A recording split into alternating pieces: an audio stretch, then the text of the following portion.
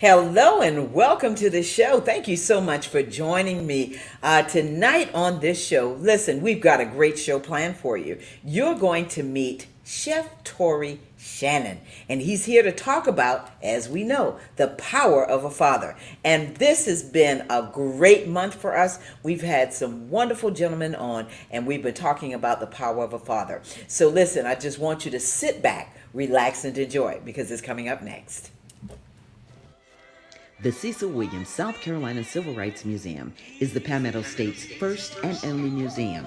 It honors a generation of people, black and white, throughout the state of South Carolina who deserve to be remembered for their unselfish commitments and sacrifices. Enjoy an immersive and entertaining virtual tour. For more information, visit www.cecilwilliams.com.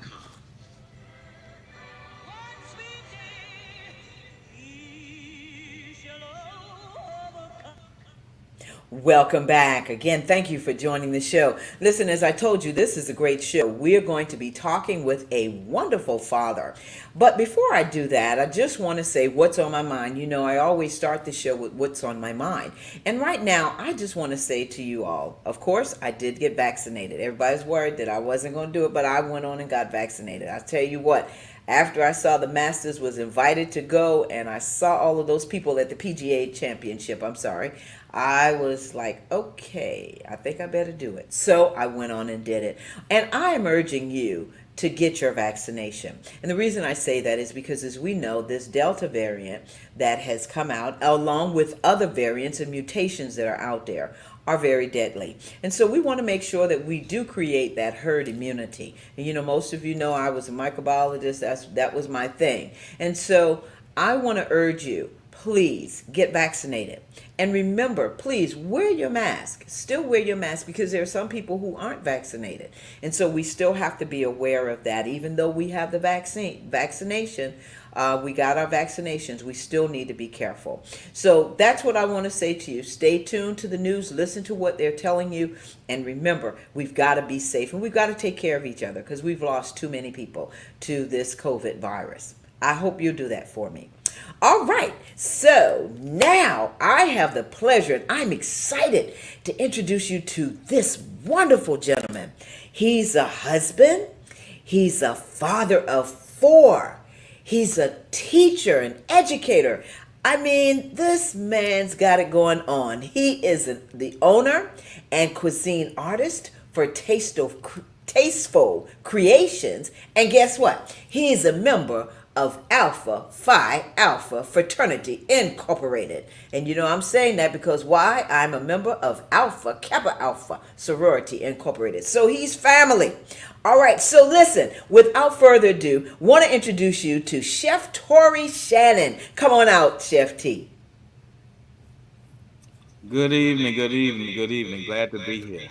I am so glad to have you on the show. Listen, you are just an exciting gentleman who not only, and I forgot to mention, you're a philanthropist. You take care of your community. But I want to talk with you, and I just want you to kind of give us a little bit about what you've been doing. And I talked about you being a teacher in high school. Tell us about that. Well, I am a proud educator. I've been in classroom now for about 8 years. I teach at Sumter High School here in Sumter. I teach career and technology education.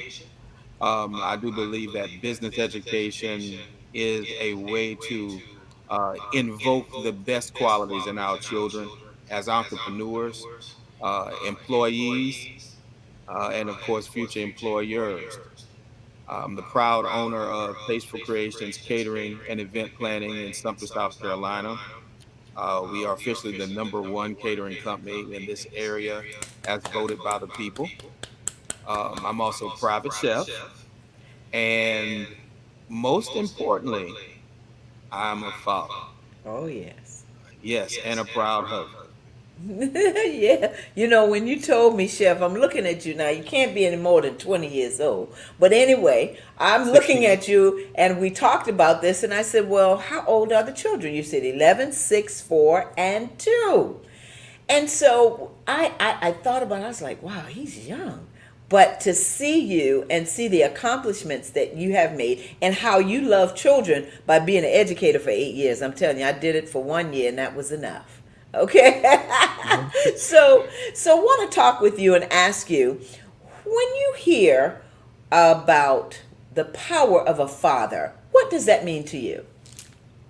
Oh wow. It means so many things to me, and much more to others that don't have one. The power of father means that there is a different kind of love and structure, especially for men and particularly for daughters. For me, when I think of the power of fatherhood, I have to think of my grandfather, Mm. who was raised in the 40s. Not only did he raise his children, but helped raise his siblings and also his grandchildren and great grandchildren. Mm. So the role of a father is very important to me, as I'm breaking a generational course myself. Mm-hmm. As being in the home with my children, it's important for me to reach back and grab some of those same values that my grandfather instilled in me and that his father instilled in him. And those things are important, especially from a biblical standpoint. And if I could just quote Mm-hmm. Deuteronomy 32, and it is number 7 on the verse. Remember the days of old, consider the years of many generations. Ask thy father, and he will show thee, Mm-hmm. thy elders, and they will tell thee. Mm.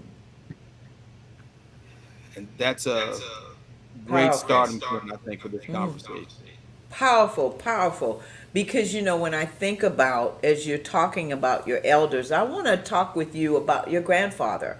Because as you were talking about him, the question that comes to my mind is, what were some of the lessons that your grandfather taught you about being a man, about being a father, coming up? Talk about that.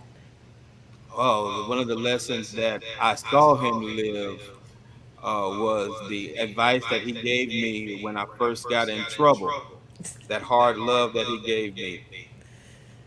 And he said, son, be careful. You're going to drop your candy in the sand. Mm. And I didn't understand it again, of course, until after he died 2 years ago, that I realized that we as Black men in particular have a real good piece of candy. But when we drop it one time, we don't get the second chances. And ironically, it's the same situation for a lot of other people, but it's not the same conditions that they're born in. Mm-hmm. So he definitely helped me to realize that while he was being brought up in the 40s, that it was a different environment. And he gave me an understanding that no matter how successful I'll ever be, I'll still be a Black man. Exactly. And I have to wake up with that pride and not consider it as a curse. Mm-hmm. And so, as you're talking about being a black man in America and being a black father, what are some of those lessons or conversations that you have with your son right now? Well, since I don't have, I don't have sons, but I have daughters, and Daughters. they will hopefully marry sons. I have to show them what kind of man is acceptable. And I also have to show them that they should have a certain level of grace because every man has not found himself. So, while you can't heal every man, you can definitely set a standard that if it's inside of him, you can set the environment for him to come up. Mm. So, my goal is to show them the kind of father that they should want to marry. Oh, yeah, yeah. My father did the same for me. So let's talk about this. And I'm going to go back to when your 11-year-old was born. When you first heard the words honey, I'm gonna have a baby. My baby's gonna have a baby. We're gonna have a baby.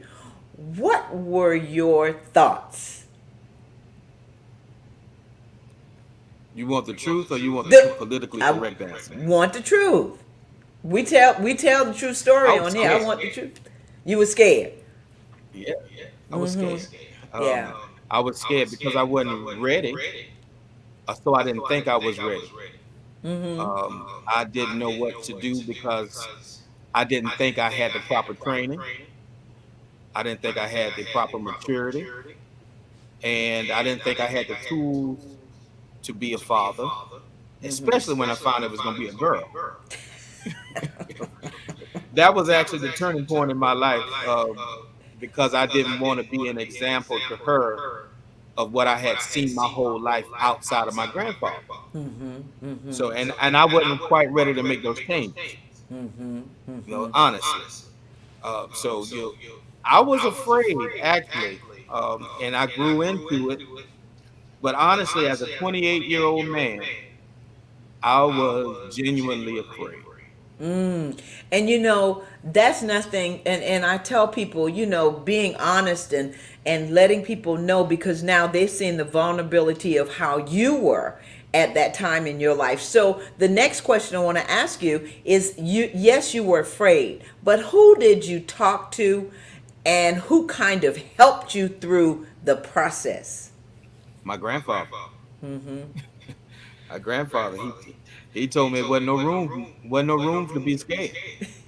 And that was something that that really helped to me to prove to myself that I was ready, because he had spent my entire life pouring what it took to raise a family. I just didn't know it was there. He allowed me to make those mistakes before he popped my hand, but he was never afraid to tell me that you can do that better. That's Do you right. remember what I did for you? You remember how I did it? And that's kind of the reason why I went back to the scripture, because I was able to go back to him.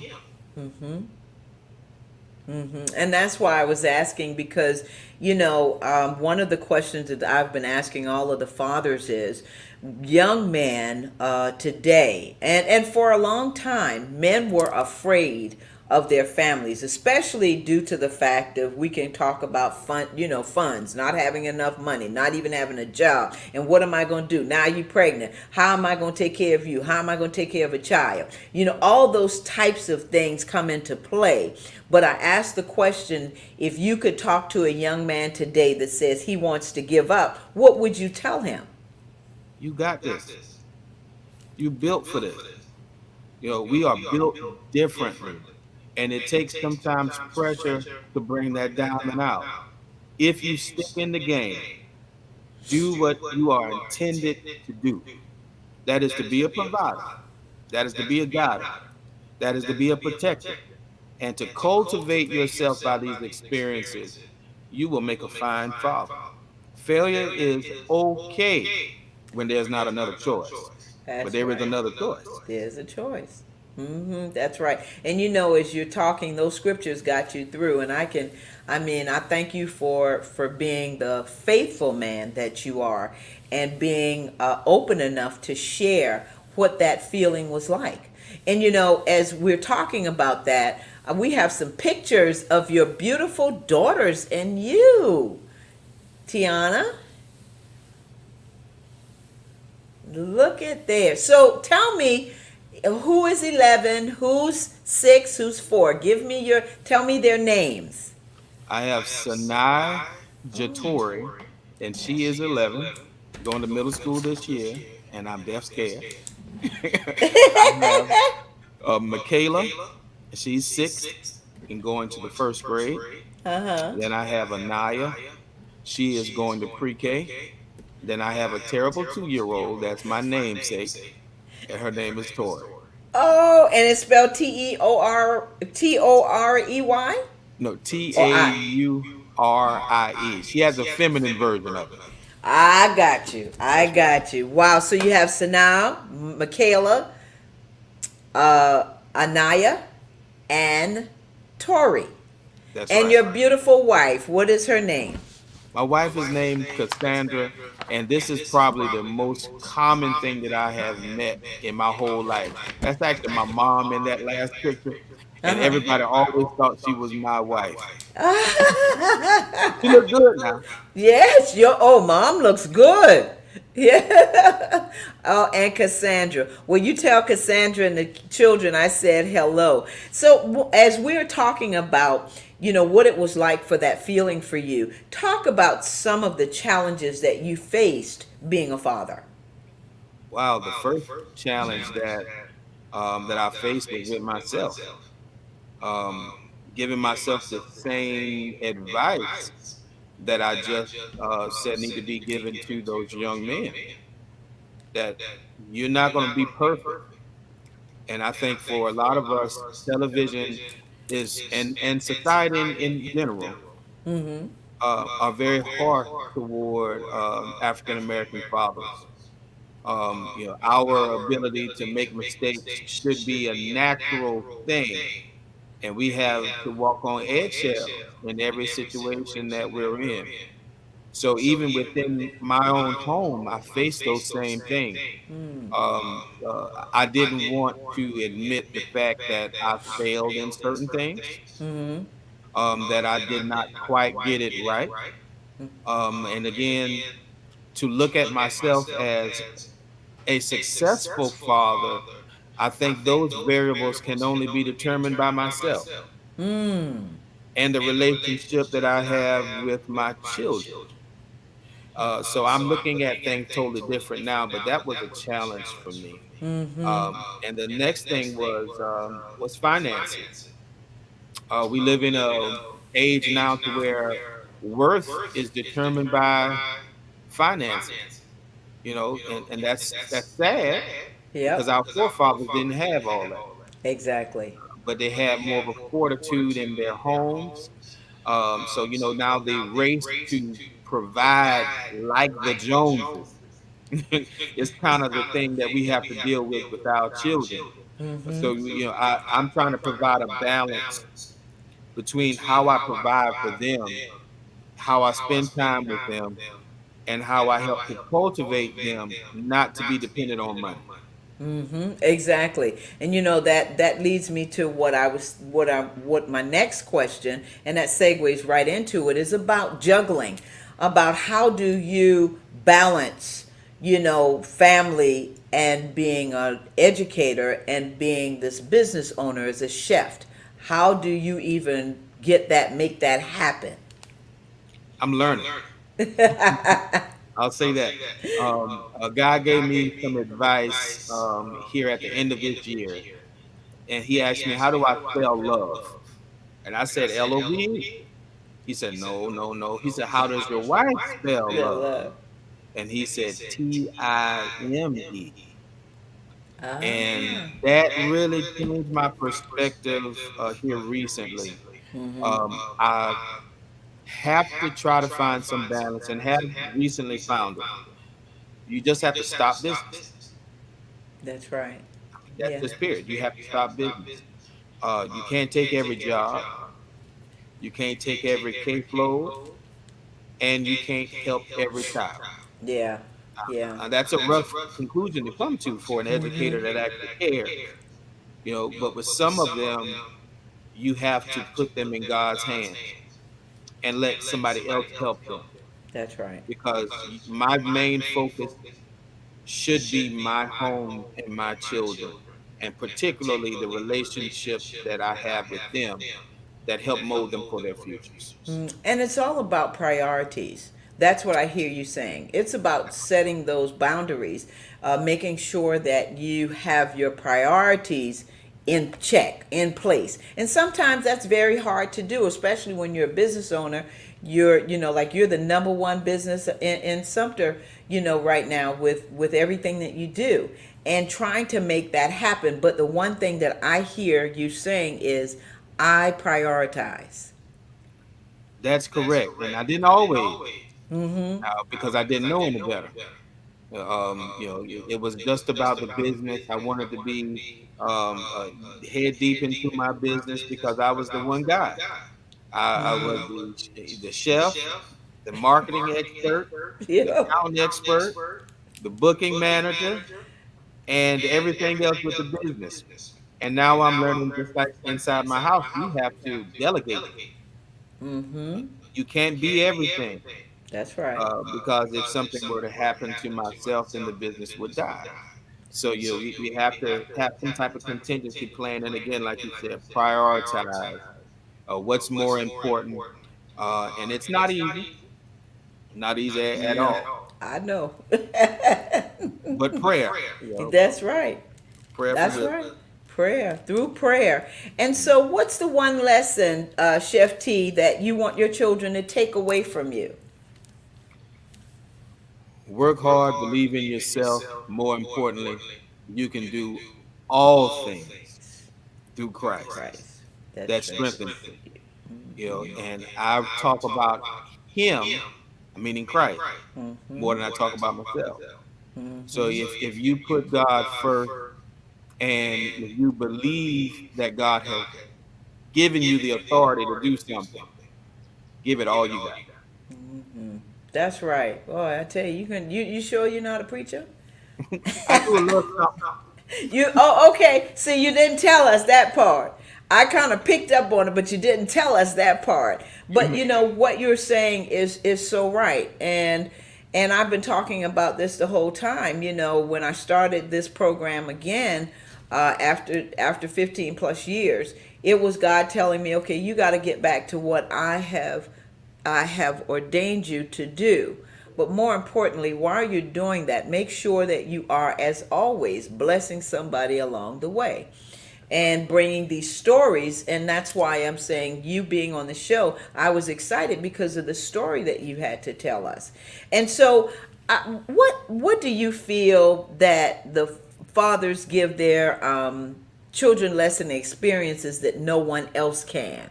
What do you feel you as a father can give your children something that nobody else can? Hard truth with protection and love. Mm. That's a very unique combination, to be able to have a structure enough to say, look, this is what it is, but to be able to nurture them into the acceptance of that truth is a beautiful thing. Wow. And that's something that only fathers can do, is to provide that structure and to provide a protection from the harshness of the world by giving them just enough of it that Mm-hmm. they understand. Yeah. Wow. That's that. Now you said it. You said it. I mean, it's nothing like having, because I'm a daddy's girl. I was a daddy's girl. So it's nothing like having that father. And I know when your girls come home, daddy, daddy, daddy, let me tell you this, daddy, let me tell you this. And I used to see my father, I remember running in and he just sit there and smile. Okay, so what's up next? What's up next? So do you feel you've reached your goals as a father and as a husband? And when I say that, I know you're still working on those, but what do you feel? How do you feel you've reached this point thus far as a father and a husband? I don't think I will ever reach it, and I don't think I want to reach it. Mm. And that might sound crazy, but I don't think I want to reach that. I think I want to stay reaching for perfection. Mm-hmm. So that means that I'll be growing and that I'll be finding things that I can do better all the time. Um, when I first got married, I aimed to be the perfect one, but I realized that I was still growing as a man. Mm. Mm-hmm. Mm-hmm. And even now, I realize that I'm still growing as a father because I've not fathered teenagers. Oh, wait So a minute. right, I could be a perfect father in this area, but then as soon as you reach perfection in that area, then you got to jump into another area that you know nothing about. That's right.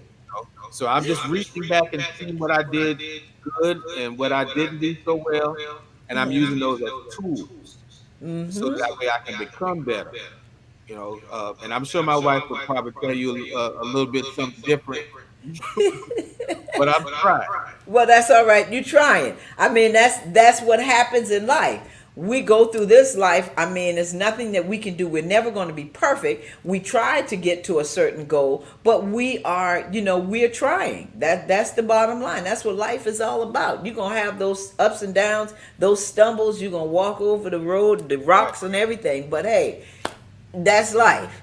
That's life. And you just got to trust in God and keep and try to say, okay, God, I put this in your hands. And that's what I'm going to tell you about having a teenager, okay?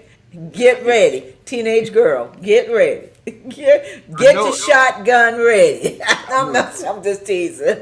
She's in between now, and I'm praying more than ever. I know you are. I know. And she's going to middle school, right? Oh, Yes, sixth grade. oh, wow. I taught middle school, but anyway, I know all about it. So let me ask you this. We've been talking about you being a father. I want to quickly talk about your business, about Tasteful Creations. Kind of tell us a little bit about it, when you started, what can we expect coming from you as the cuisine artist, and all those good things. Well, Tasteful Creations catering and event planning was started 6 years ago, officially. We operated for a year by accident, yeah, and if that makes sense. We got in the business by accident. Wow. I had an uncle that was getting married, and ironically, I'm on this side of the fence now. But he's told me that he was going to pay a caterer a certain amount of money, and I said, "Oh, I could." You know, so I catered his wedding, and everybody asked, "Who's the caterer?" And they raved about the food. And I made up a name. I wrote it on the back of someone's car. My name starts with a T, Tasteful. My wife's name starts with a K, Creations. And it was born that day by accident. I Wow. left there, and 2 weeks later, I was booked with no chauffeur, no linen, Nothing. no cards, nothing. But then I realized, I said, okay, you know what? I have the experience, and I have the certifications, and I have the training. So I'm gonna push through and get it. And I've been moving ever since. We incorporated a year after operating like that, with my wife being the second in charge and my children holding offices in the corporation. And from that, we decided to do something different. We wanted to concentrate on being able to provide services that were both professional, familiar in flavor, and that were unique to our clients. And from that, COVID came, and it really pushed the private chef, cuisine artist aspect of it, to where I concentrate on semi-fine dining and fine dining experiences for my clients. And that has pushed all the way into blessed land. Wow.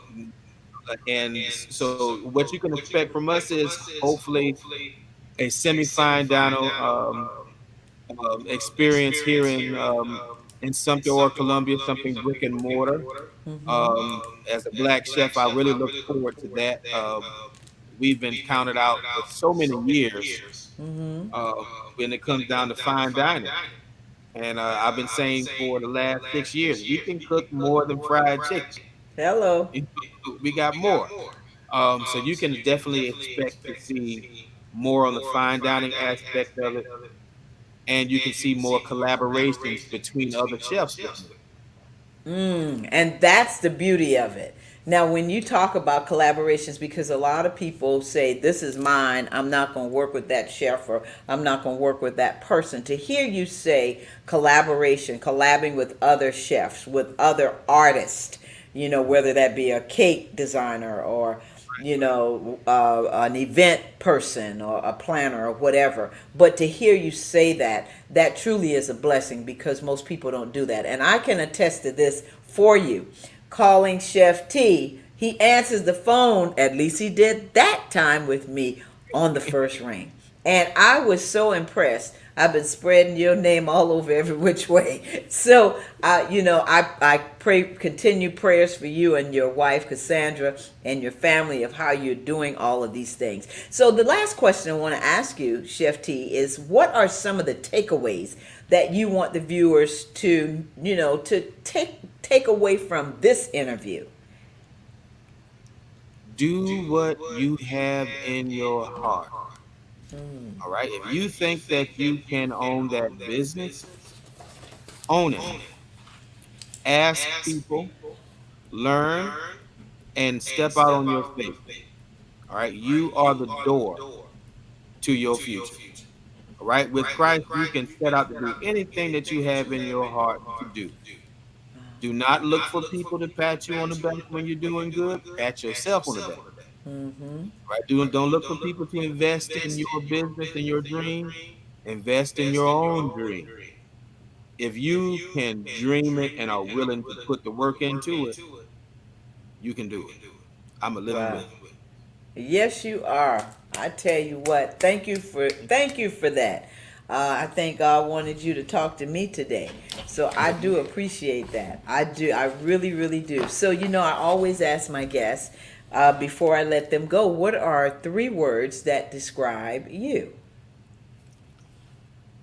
3 words that describe me: faithful, persistent, and grateful. Wow. Faithful, persistent, and grateful. Mm. Well, Chef T, I tell you what, I've learned a lot from you today. And I tell you, as my last guest for The Power of a Father, I want to thank you so much for being on the show, sir, and taking that time out from your wonderful, beautiful family and just sharing all of that. I mean, I am just so, so grateful that we were able to have this conversation. And we did have another picture of you. I think this is the picture of him, Tiana, as a chef. Can you show that? Yes. That's you. That's me. That's you. That's me. Wow. Wow. And did I see another picture with A5A, Tiana? That's right. That's right. And that's my Yeah. father. He's a Sigma, but I ain't gonna count that to be a mistake. We all make choices. Now that you said that's your grandfather, But that's actually my father. that's your Mhm. father. That's Oh. right. That's right. He a little more handsome than me right now. Oh no. Well, he looks good, and so do you. Listen, that's a blessing that you're able to take that picture and enjoy each other. Even though he's a Sigma and you're an Alpha, it doesn't That's matter. right. He's your father. You and you can't do nothing about it, as Can't they do used nothing to say. about that. You surely can. Well, Chef T, listen, I am so grateful to have you on the show, and thank you so much. This has been a great conversation. I look forward to having you come back on to talk about your business more as a small business. When I do the small business show, I'm going to invite you to come back. Thank you so much. I'd like to come back. All right. Listen, you take care of yourself and tell everyone I said hello. And again, thank you. Thank you too. I thank you for having me. All right. God bless you. God bless you as well. Bye-bye. Listen, you heard it right here on the show. I tell you, Chef Tori Shannon, check him out. And I want to make sure that we show his Instagram and the phone number, Tiana, so that people, if you want to get in touch with him, you can call him at 803-565-2434. His Facebook page is there at Tasteful Creations Catering, and his Instagram is Chef TEEKC. So listen, make sure you get in touch with Chef. I'm telling you, he's the real deal. Real deal. We're going to be right back. I've got a special tribute, and we're coming right back. The Cecil Williams South Carolina Civil Rights Museum is the Palmetto State's first and only museum. It honors a generation of people, black and white, throughout the state of South Carolina who deserve to be remembered for their unselfish commitments and sacrifices. Enjoy an immersive and entertaining virtual tour. For more information, visit www.cecilwilliams.com.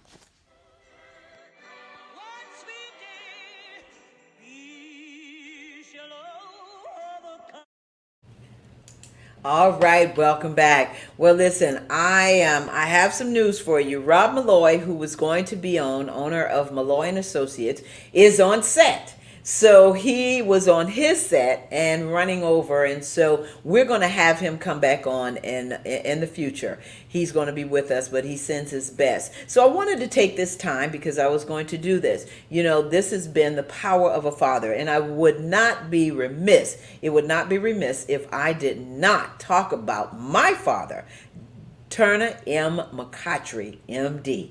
Let's show his picture, Tiana. All right, I don't want to cry, but that's my daddy, who has been away from us for over 28 years now. And so anyway, I want to tell you a little bit about what I learned from my father. I learned about how to love people, how to be persistent, how to have faith in everything that you do, and just be loving. My father was a loving father. He was a loving husband and a loving brother to my Aunt Cindy and their siblings. I tell you what, any day, my dad was a cook too. He loved to cook. His favorite dish was beef empress soup. And I can tell you the recipe, but I would have to, I'd have to go somewhere to tell you that. It's a secret recipe. But I do remember him being off on Wednesdays and always having food there at the home. Now, my father did teach me about men, about being a lady and how to pick a young man or not to pick a young man. But he brought me roses for my birthday so that I'd know how to be treated. Showed me about opening the doors and all those types of things. And so today I want to say the special tribute to my dad before I start crying. I just want to tell you, Daddy, I love you. You're in heaven now, and I thank you. I miss you every day. And so I'm going to say to any of you out there that may have fathers who may have been absent and or are in your life, talk to them. Come and talk to them. That goes for mothers as well. But I want you all to know that the power of a father, this series was one of the best. And I want to thank all of the fathers that have been on. And I appreciate you, from some David Moody, David Mack, Pastor T, Bill Davis, and now we talked to Chef T. And so remember, I want to thank you, producer Tiana and Alicia. Thank you so much. Please subscribe to the Tammy TV Show. That's the Tammy TV Show YouTube channel. Don't forget, hit that subscribe button. And I want us to remember, be a blessing to somebody today and always. Now, that's one thing my dad taught me, because he truly was a blessing to a lot of people that I didn't know about until he passed away. And so I want to tell you, remember, it's always somebody out there that needs your help or that you can be a listening ear for. So try to do that. And remember, wear your mask, social distance, and I'm going to keep telling you, wash your hands. So be safe out there, and thank you again for joining me on the show. Have a good evening and have a great week.